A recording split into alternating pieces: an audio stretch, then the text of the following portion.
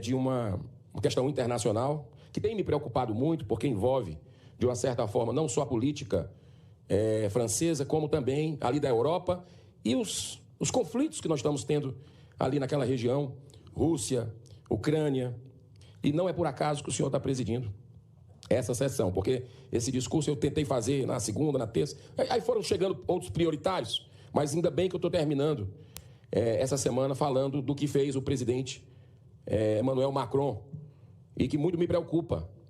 Não apenas o que ele fez no domingo passado, mas o que ele tem feito ultimamente, a sua postura beligerante,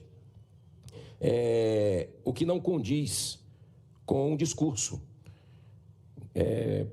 que a gente precisa nesse momento delicado da humanidade. Então, logo depois da derrota acachapante do presidente da França, Emmanuel Macron, nas últimas eleições para o Parlamento Europeu, ele tomou uma atitude surpreendente, dissolvendo a Assembleia Nacional, que é o Congresso Nacional do país, e convocando novas eleições parlamentares para 30 de junho, primeiro turno, e 7 de julho, segundo turno. A grande vitoriosa foi a sua principal adversária, Marine Le Pen, cujo partido obteve o dobro dos votos do partido de Macron. Agora, no último final de semana. Não deu nem uma semana ainda. Nessas eleições ao Parlamento Europeu, composto por representantes de 27 países, a direita foi a grande vitoriosa. O conservadorismo venceu. Com a nova composição, os deputados conservadores de direita e centro-direita serão 402 do total de 720, num domínio inédito de 56%. É uma resposta evidente da insatisfação em relação às políticas globalistas da União Europeia nos últimos anos. Além da dissolução do parlamento francês, o primeiro-ministro da Bélgica renunciou ao seu cargo. A eleição mostrou um dos resultados mais significativos dos conservadores desde a fundação da União Europeia. Isso sinaliza claramente para uma tendência em nível mundial. Quero deixar isso claro. A nível mundial, isso é uma tendência. Inclusive, nós estamos vendo aqui na América do Sul. É o que aconteceu recentemente na Argentina e que também deve se dar nas eleições presidenciais desse ano nos Estados Unidos, com a vitória dos republicanos. O jornal New York Times já emitiu opinião nesse sentido. Atenção! A repercussão foi geral. O jornalista brasileiro Jamil Chad, há mais de 20 anos trabalhando como correspondente europeu, ressaltou que, abro aspas, pela primeira vez existem vozes contrárias ao projeto europeu de integração com um espaço suficiente para influenciar no futuro da agenda do bloco. Esses resultados revelaram uma crise existencial da União Europeia, com repercussão que serão sentidas pelos próximos anos. Essa decisão, senhor presidente, radical de Macron, não chega a ser um golpe. É previsto na Constituição, porque trata de um dispositivo da Carta Magna Francesa há mais de um século, mas só que foi utilizado 8 vezes de forma excepcional ao longo da história republicana daquele país. Mas é uma decisão de altíssimo risco político. Não podemos esquecer que na França o seu voto é facultativo. E eu acredito que o Brasil também deveria ter voto facultativo. Ou seja, são eleitores lá na França conscientes que se dirigem às urnas. Ou seja, têm esse sentimento de cidadania. E o mais importante, diferente do Brasil, lá não existe um TSE que interfere parcialmente nas eleições, se comportando como um verdadeiro partido político. Foi isso que a gente viu nas eleições de 2022. Eu já falei os casos escandalosos que a gente viu aqui. Aqui eu já abordei esse assunto algumas vezes. Depois de 2 anos do seu mandato como presidente, Macron já não tem maioria no parlamento francês. Uma das reivindicações da oposição é, por fim, a imigração em massa, além da insatisfação crescente com as políticas econômicas. Agora, chega um ponto que me toca profundamente a alma e que eu acho que é o princípio do fim dessa ideologia que move esse presidente beligerante, intolerante, que é Emmanuel Macron. A defesa da vida desde a concepção, a defesa da família, que é a base de uma sociedade saudável, o enfrentamento às drogas, a corrupção, a ideologia de gênero, são algumas das principais bandeiras da direita conservadora em todos os países do mundo. Eu chamo a atenção para essas bandeiras porque o Macron promulgou recentemente, ele comemorou, as imagens são chocantes, a celebração, como a inclusão do aborto como direito na Constituição francesa, e afirmou o desejo de ver o aborto legalizado em toda a Europa. Olha só, não sai da minha cabeça aquele momento, me parece um pouco daquela passagem de Jesus que diz, eles não sabem o que estão fazendo.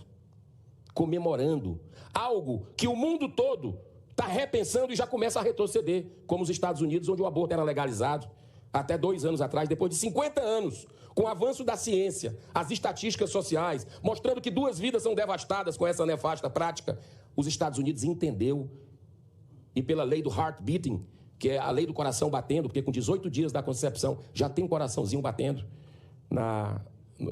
no ventre da mãe, os Estados Unidos já começou a recuar com relação a isso. Em muitos estados já é proibido.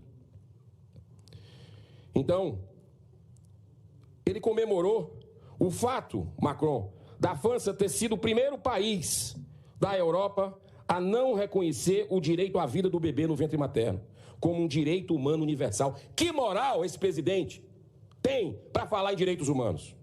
Que moral? Que moral as pessoas, traçando um paralelo no Brasil, têm para falar em direitos humanos e defendendo o aborto?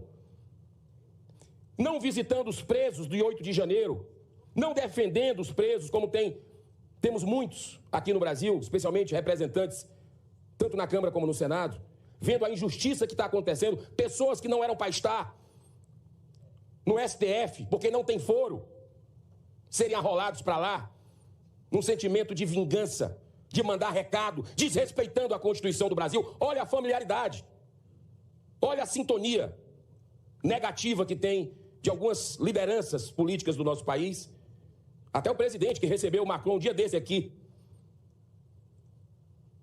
presidente Lula e as outras instituições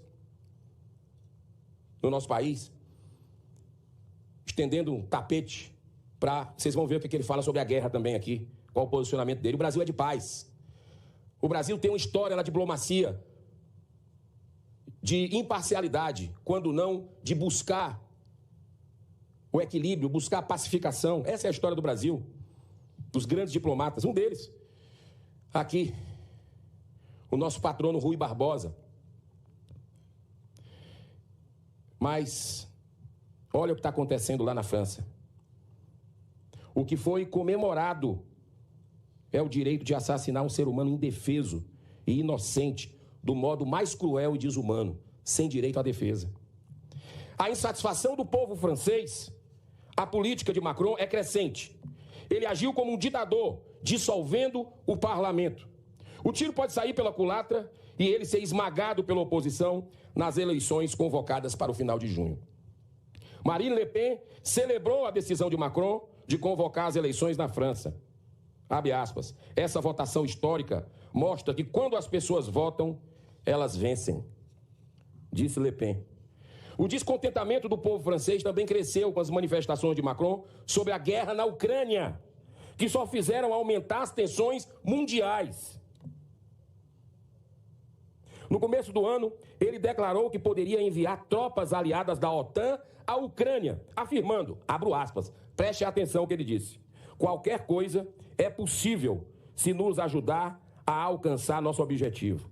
Faremos tudo o que for necessário para que a Rússia não vença essa guerra. Eu vou fazer um discurso na semana que vem sobre essa questão da Ucrânia e da guerra, da Ucrânia e da Rússia, que o Brasil tem dado um péssimo exemplo. Só recebe um lado, só ouve um lado. Ontem mesmo, o presidente Lula falou com Putin ao telefone. Mas aqui, há meses, eu tenho um requerimento na Comissão de Relações Exteriores que não foi votado. O Brasil não recebe o presidente da Ucrânia. São 2 pesos e 2 medidas. É um claro alinhamento do Brasil contra a Rússia. Quando nós temos aqui no Paraná, senador Sérgio Moro, uma grande colônia de ucranianos, sobretudo no Paraná e Santa Catarina. O Brasil está desprezando essas pessoas. Seu presidente não está tendo a receptividade que deveria ter, equilibrada com o outro lado, que é da Rússia. Muito preocupante essa posição beligerante desse presidente. Ele falou muito mais coisa sobre isso, num tom desafiador com a Rússia. Essa é a minha grande preocupação, esse tom beligerante. E você vê aqui a filosofia dessa turma. Ele disse, entre outras palavras aqui, qualquer coisa é possível se nos ajudar a alcançar o objetivo. Ou seja, para ele, os fins justificam os meios. Os fins justificam os meios. O ditador Putin, outro ditador, num tom ameaçador, respondeu imediatamente à provocação do presidente francês. Olha só, abro aspas, acho que tudo é possível no mundo moderno. Repito que o envio de tropas à Ucrânia significa que se estará a apenas um passo da Terceira Guerra Mundial. Acho que ninguém está interessado nisso. Fecha aspas. Olha só o que o desastre dessas falas estão acarretando. De líderes que deveriam buscar a paz. Mas quem fez o primeiro passo com ameaça foi o Macron. E eles se pintam de bons, de direitos humanos, de pacificadores, de defensores da paz. Tudo mentira. É sempre bom lembrar que Rússia e Estados Unidos detêm 90% das ogivas nucleares do mundo. São 1.710 ativas e implantadas, cerca de 900 mísseis balísticos terrestres e mais de 600 mísseis lançados por submarinos. Esses arsenais bélicos têm poder para destruir todo o planeta 2 vezes. 2 vezes. Encaminhando para o fim, senhor presidente, o fato é que o povo francês deverá se manifestar nas eleições convocadas para o final de junho e poderá comprovar um resultado que expressa o desejo por uma política que realmente leve em conta o bem-estar da população e não os interesses das grandes corporações, de organismos internacionais, ONGs, que querem impor uma agenda anti-vida, anti-família, que está destruindo os pilares da civilização ocidental cristã. Me parece que ali a ideologia está acima da busca do bem-estar, de resolver os problemas do cidadão. Assim como se deu no Parlamento Europeu renovado, com mais conservadores, esperamos que o mesmo fenômeno ocorra nas eleições municipais desse ano no Brasil. Será uma resposta dos conservadores brasileiros, nas urnas, contra essa política perdulária, irresponsável, repressora praticada pelo PT e seus aliados, com vergonhoso aval do STF e de parte expressiva da grande mídia. Muito obrigado, senhor presidente, saudando aqui os brasileiros que estão nos visitando aqui na tribuna do Senado Federal. Sejam sempre muito bem-vindos. Aqui eu fico cada vez feliz quando vejo vocês nos corredores, visitando os museus, visitando o nosso túnel do tempo. Vocês são de qual estado? De vários estados, não é isso?